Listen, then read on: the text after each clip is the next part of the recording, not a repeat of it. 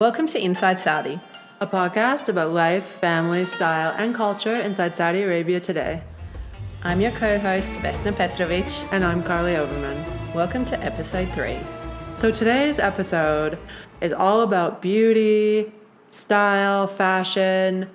We have been doing the research this past week. And to be honest, ever since we got here, we've been going to the salons, we've been doing the shopping, so we can bring you a solid episode. I love it. We have. Yeah. We have been busy every single day, roaming around Riyadh and finding your beauty hotspots. Yes. I mean, I think there's so much more exploring to do, but we have dabbled in a few things at this point where we feel comfortable talking about it a little bit. So if you're new here, if you have tips for us, maybe this is the episode for you. If you're interested in beauty, treatments, and also like our fashion tips as two expats who came here kind of not really knowing what was what. So I feel like beauty is a huge part of the Saudi culture. You know, walking around the streets, you see all the women. They're all so beautiful.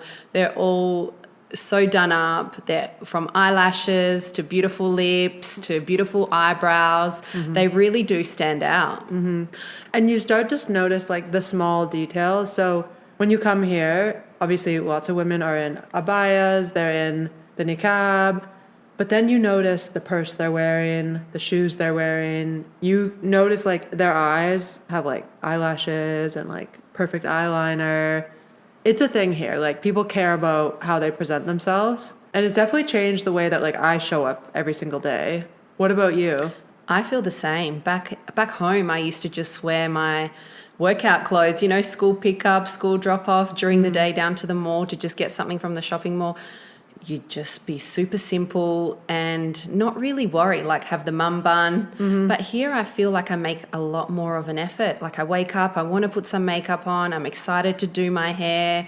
I want to put on a nice outfit. Because when you look nice, you feel nice. Mm-hmm. And I just feel like I can go anywhere and do anything during the day. Like I don't even need to prepare. You're just ready to go. 100%. I almost feel like the nice clothes that I had in my closet when I was in the UK, I didn't have a reason to wear them. Like, whereas here, the reason is just going out for the day. Like, no, I'm not wearing a ball gown to the mall, but I wear a nice outfit.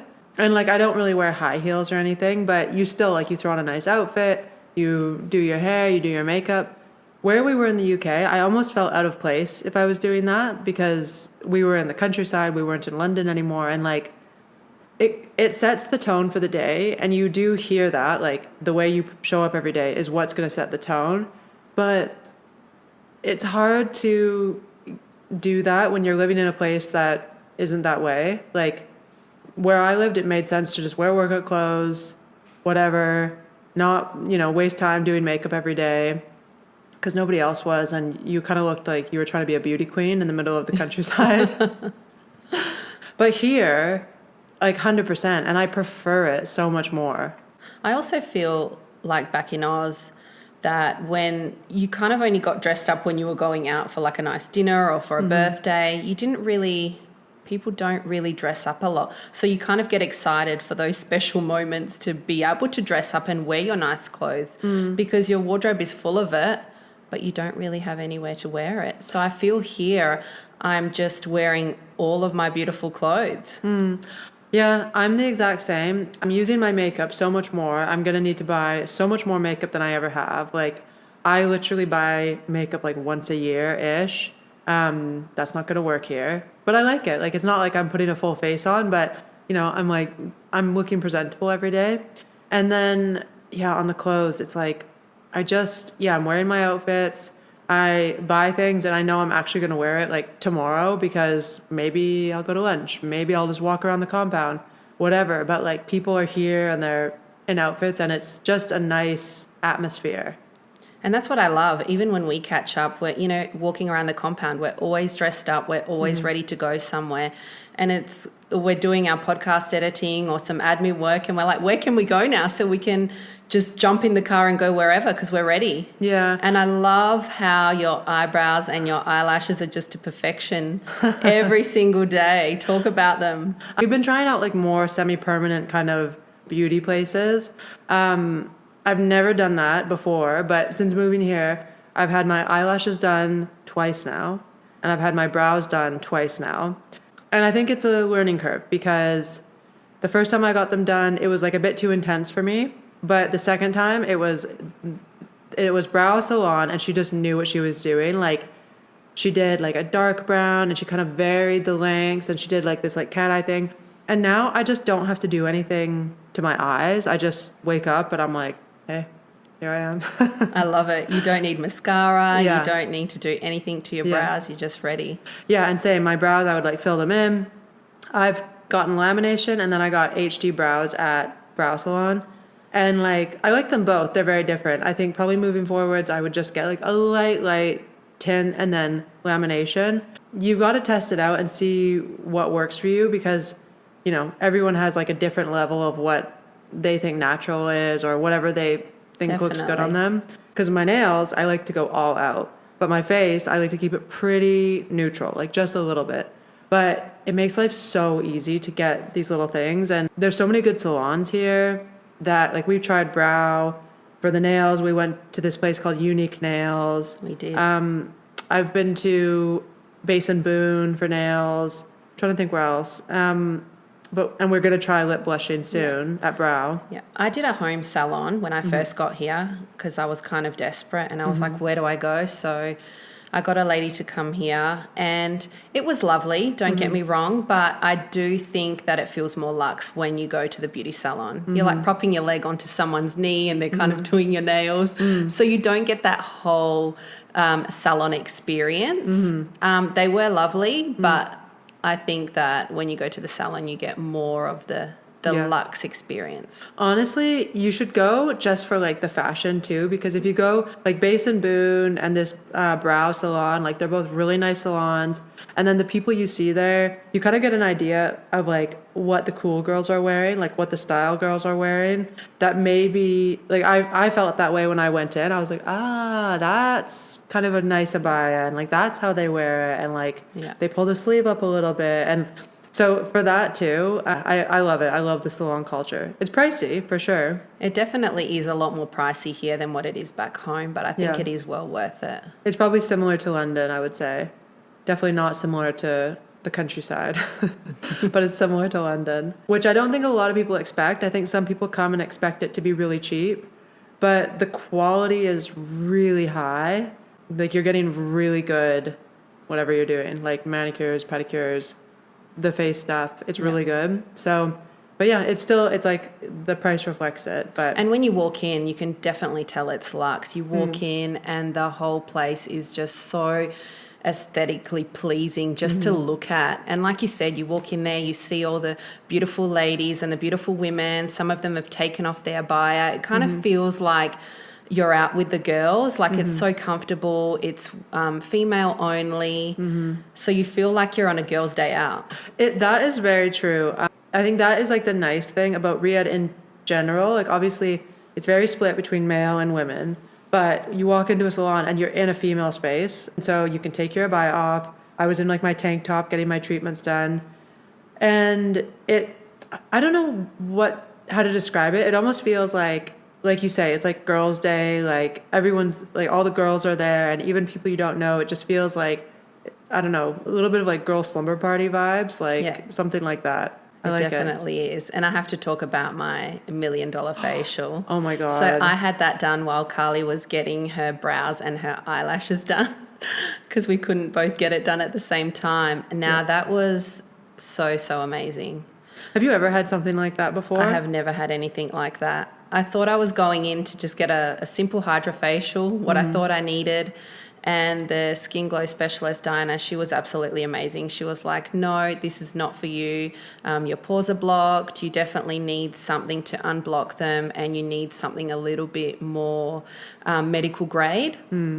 So we did that and did like a light peel and I felt like I was glowing. You walked out and you looked glowing and you looked drunk. Like you looked like so relaxed. I was like fascinated when you walked out of that facial. I was like, what did she do? Like because she obviously was an expert because you went in saying, I want this, and most people would just give that to you. But she was like, no, that's not what we're doing today. She knows exactly what you need, and she knows the steps to take to get your face where it needs to be. Yeah. And my face is very dehydrated. So, and I think it all comes with the weather here as well. Yeah. It's very dry. So my skin is very dry. Is that what she said? It was clogged and dry? Yeah. And what did she say you need to do next? So she said I need to go in next for microneedling. That was meant to be part of the process, but then she decided to do a little light peel instead to just kind of clear it up and open the pores a little bit more before she starts the microneedling, and that will just boost the collagen. Crazy. And I would love to do that too, because I more so have like sun damage, and like she said, because she looked at my skin briefly, she was like, you're not clogged, but she noticed like the sun damage and stuff. So my guess is like maybe more of a chemical peel, but your chemical peel, it was very light. It wasn't like, I remember watching The Housewives and seeing them like totally peel. And so that's why I was nervous to get one, but yours wasn't like that. Yeah, well, we had the conference over the weekend, and I said to her, look, I can't be peeling too much. So she said, look, we'll just do a light one, and I can see it kind of around here and around the nose, but it's very, very subtle. Like you wake up in the morning, you just scrub it a little bit and it comes off, and it's okay. So it's very light. And then up next for us is lip blushing. Yes, I'm super excited about that. I'm excited and I'm nervous. I'm nervous too. We're just like going on one. And then up next, it's a full facelift. No, just kidding. No. Where are you at on getting a little Botox? You know what? I've been thinking about it, but I'm not sure. I haven't decided yet. I'm a bit scared of the thought of getting needles in my face. Is that the main thing? And also, I like the thought of aging naturally. So I'm kind of nor here nor there. Like I wouldn't mind to try it because I know it's not permanent. And if I don't like it, like it's just a muscle It'll relaxer, go away. Yeah. it will go away. But I'm not sure yet. I guess time will tell. I know. I'm the same way. I obviously, when I do that, I have obviously, and some people would hate that. And I'm kind of like, I'm okay with it, but we'll see how the years go. Like, I like the look of aging naturally. I think if you've had, like my grandma just aged naturally, and I like that as like a granddaughter. I thought it was, I don't know, it was like something about it, like it was warm, It's whatever. so graceful, you know, Yeah. aging gracefully. I've seen friends get Botox, and they get such a teeny tiny natural amount, and it just slightly stops this, and it's like, that still seems like you're still giving the effect that you're aging gracefully. So I don't know, I can't decide on it. Yeah, I think it's different when you start getting into like fillers and changing the look of your face. But I think Botox is different again. It's just like a relaxer of the muscles so that your frown lines aren't as in your face. Yeah. You can go over the top though, for Yeah. sure. You get the eyelashes and the brows, and then over time maybe you get like a little bit more and a little You bit kind of more. get curious, don't you? And you're Yeah. like, oh, I wonder if I tried this, what that would look like. Yeah. So we'll see. I'm sure our husbands will keep us in check. But back to the lip blush. Yeah. I'm super excited about it. Yeah. I'm a little bit scared, but I'm glad you're going to be there. So we're both going to be there for each other. I do have a bit, bigger lips. So I want something super natural and something that's not going to pop out. So definitely not going for the reds or the pinks, just something really nude and neutral. And we'll keep you guys posted and let us know what you think. I've seen on their page, like you can get like a gloss effect, and that's all I do is I put on a lip gloss. Yeah. So I'm like, maybe I get that, and then I can just wake up and like a little bit of foundation, and then we're good. If you have any tips, let us know. Let us know. The only other, we mentioned we've had our nails done, but I like to get gel extensions, like, because I have these little nubbin fingers and nails, and they do really good work here. I've tried Base and Boone, and I loved their salon and their manicures. And then we tried recently Unique Nails. They were beautiful. They were so good. Yeah. Yours, you kept like your natural nail. I've just got my natural nail, so I just did a little French. And it looks super good. Yeah. And then I got this, I kind of showed up and I was like, I don't know what I want to get. And then I was like, can you do nail art? And she was like, yeah. And the ladies there, the two South African ladies, are who we had. and they were so good, like just so good. And yeah, so if you go, And they were really thorough on the pedicure as well, which I Yeah. loved. You know, when you go to some places and they don't do your heels properly Yeah. and they don't do the cuticles properly, Yeah. but it was done to perfection. yeah, again, I love it when you go to a beauty place and they know what they're doing. It's kind of funny. Sometimes I come home and from these beauty treatments, like the first time I got my eyebrows and my eyelashes done, I walked in and Matthew was like, whoa. Like, and kind of not in a good way. But the second time, he like, you can like kind of notice it, but not really. And he thought it looked beautiful. And same with the nails. He's like, whoa, those are really cool. It's like, if you get the seal of approval from your husband, you know, You're like, winning. Yeah. So we're going to go into fashion tips next. I guess to finish off, we'll do some social clips with like Yeah. our hottest, like rapid fire beauty tips. But the only, like, I will say, I'm going back to the UK in a week and I will be hitting Sephora in London because the prices are a little bit higher here. I agree. I'd have to agree with you. Just everything is a little bit more expensive. So if you're traveling or going back home or before you're coming here and you're listening to us, stock up on your favorite beauty, hair products. Like, I might get my hair done while I'm home, maybe. I definitely won't get my nails done. I like the nails here, but I will definitely get some beauty stuff. There's certain gems we found here. Like at the Souk, we found really good faux fragrances. Like your husband got a few. Yeah. And what was it, like Chanel Blue or something? And Tom Ford. yeah, and they smell. They smell exactly. We have all those expensive colognes and they smell exactly the same.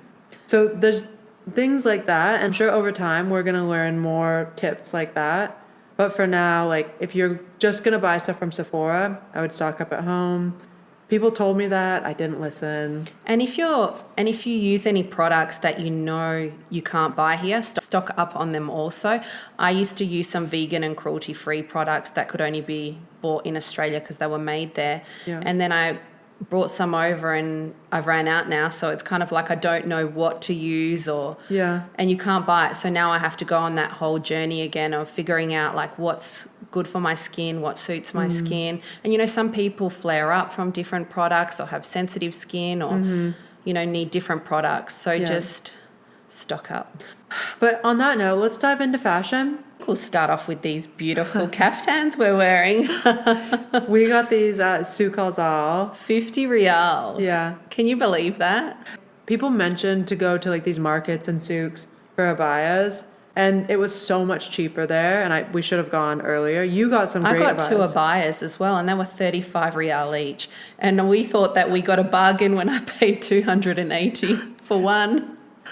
Yeah. So, So- and I feel like the quality was like similar. Like obviously, if you want to get It was like, linen. Yeah. So can't go wrong. you can't go wrong with that. It's Yeah. breathable, 100%. beautiful colours. There's so many options to choose from. So I'd highly recommend going there if you just want something to throw on for every day.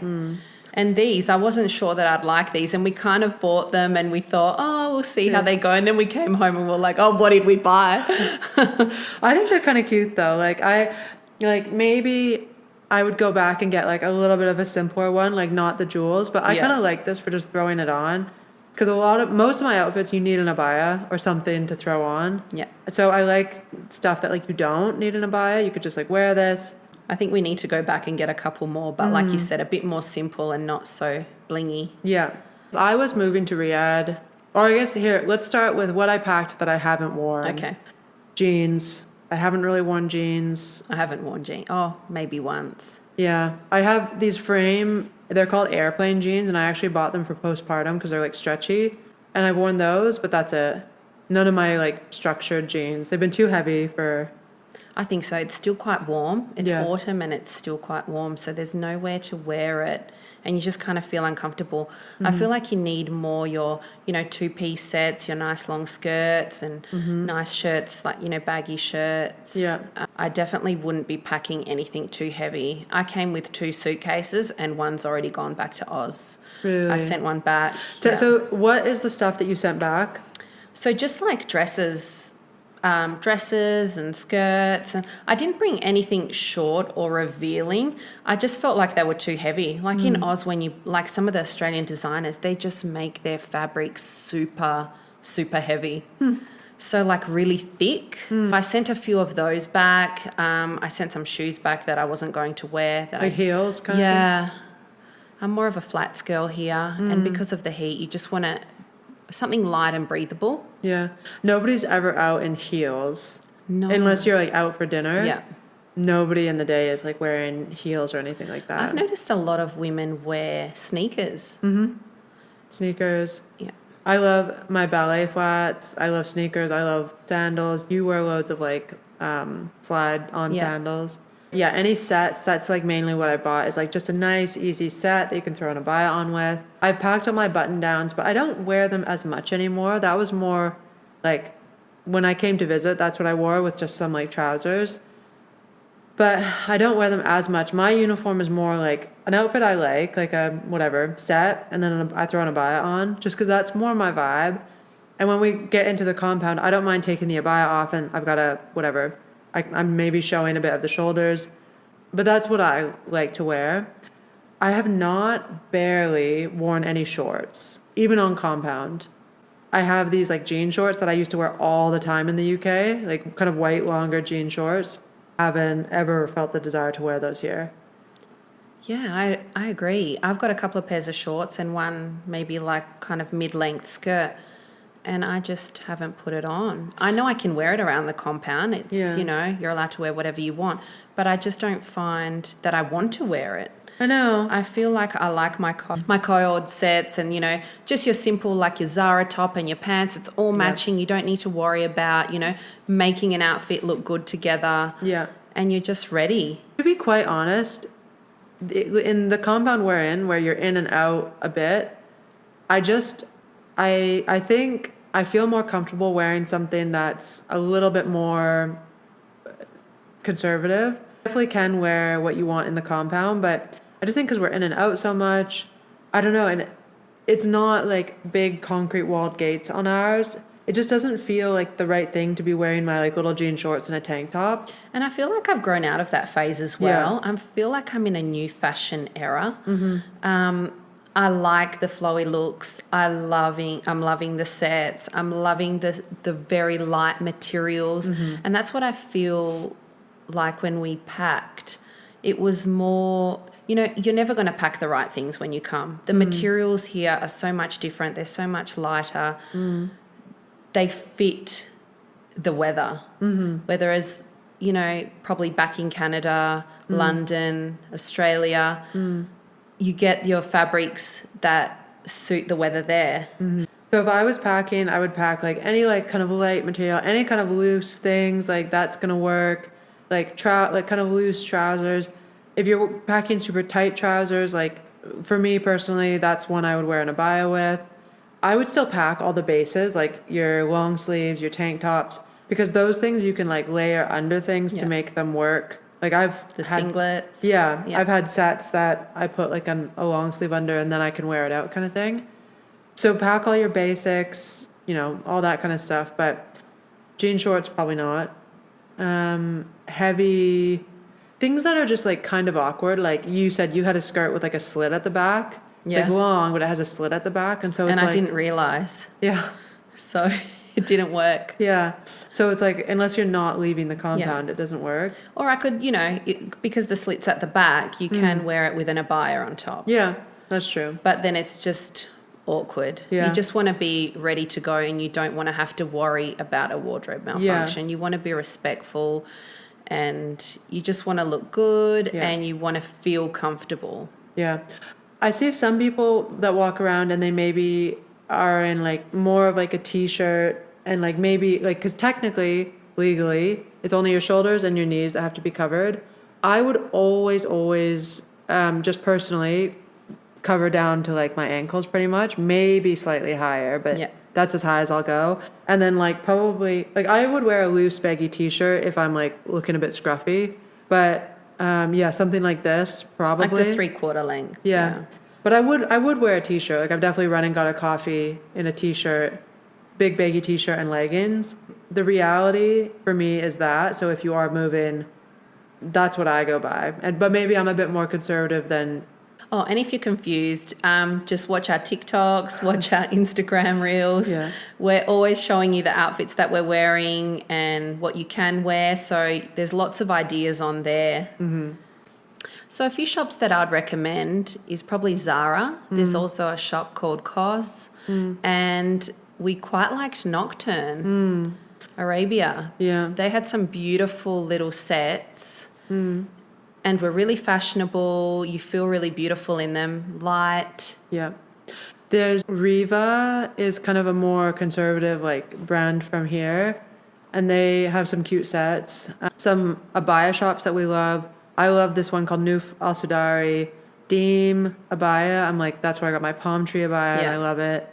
And then there's a shop that we haven't been to yet, but it looks super nice from their Instagram. It's called Mira Imano. All of these are a bit more pricey, but if you want to get like a nicer abaya. You're more local designers. Yeah. But then, you can find stuff at the Souks, at the Abaya Mall. Like, that's a great place to start. I mean, honestly, start at the Souk because you'll get some cheap stuff. If you just want to get like I think to start with, that's a great idea. Yeah. And then anything you couldn't find there, go to the Abaya Mall, go to the... What's the other one called that we went to? Andalus Mall. The Andalus Mall. Yeah. And then go to some of these nicer places. It's more if you want like a silk blend kind of abaya. That's where I would go for the night. They might have that at these nicer places. Yeah. Like the one you want to invest in. If like you always wear browns and you want like a brown or like black and you want a black, like go to one of these nicer ones. If you want to go to abaya, one that you're really going to wear all the time. Yeah. Same for the makeup. The brands, the clothing brands here that we tend to shop at, like they're kind of everywhere. Other than Nocturne, I haven't seen that as many places, but obviously Zara, COS, H&M, Mango. Yeah, I haven't actually seen an H&M. Oh no, I have. There is, yeah. Those are the shops where we're kind of buying our sets for like a reasonable price. So I would definitely stock up. Like, I mean, it's hard to say because you don't know exactly what you'll wear here, but when I go back to the UK, I will be going and buying there because it's just that little bit cheaper. I agree. It is a little bit more expensive, and you do realize once you do, the currency exchange, you're like, whoa, back home it isn't this much. But we're here and we're buying and we're spending and we're still being fashionable. I think you were going to buy some like New Balance trainers or something, and they were like... I was for my daughter. So I bought a pair before we left, and I think they were like 180 Australian dollars. And then she needed a black pair because at her school they need to wear black, and they were 900 reals.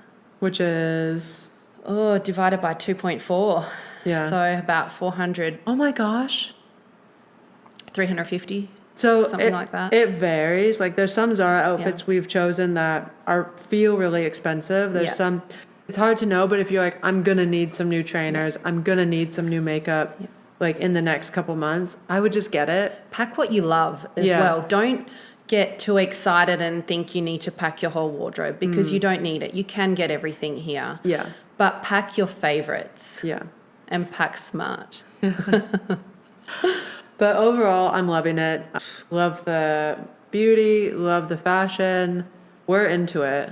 We are so into it. And we're excited to explore more beauty salons, find some more hidden treasures in regards to fashion. Let me say one thing before we finish. I thought before we moved here that my 3-year-old had to dress how I would have to dress. She doesn't. Spoiler. Like, I bought her some like long pants and stuff, and she's not barely worn them. And for your daughter, the same, right? The same. Kids just freely dress how they want. I don't know what age. Do you know what age it is that they... I'm not sure what age it is, but maybe obviously teen? they need to be respectful. I think it would be more closer to the teenage. But I think just being respectful, nothing too open. Yeah. But, your little shorts and your singlet tops and your little T-shirts are totally fine for kids. Totally fine. So don't go buy a bunch of stuff for your kids because all the kids from here are just wearing what your kids are wearing for the weather, Like they're not wearing abayas, that's for sure. And they're not covering up, so I wouldn't worry about that. And we've heard that winter is very cold, so pack a few winter jackets and winter boots. Yeah. so that you're prepared. I mean, we haven't experienced it yet, but that's what everyone says. But I think it's a short winter, like a month and a half. So it's kind of like pack a few things, but don't go overboard. Yeah. Depends how much space you have. If you have any tips for us, leave it in a comment. And go rate, review our Spotify if you're on Apple, if you're on YouTube. We love the comments. We love the feedback. Let us know what you want to hear about. And give us a 5-star. 5-star rating only. 5-star or nothing, please. Okay, bye. Bye.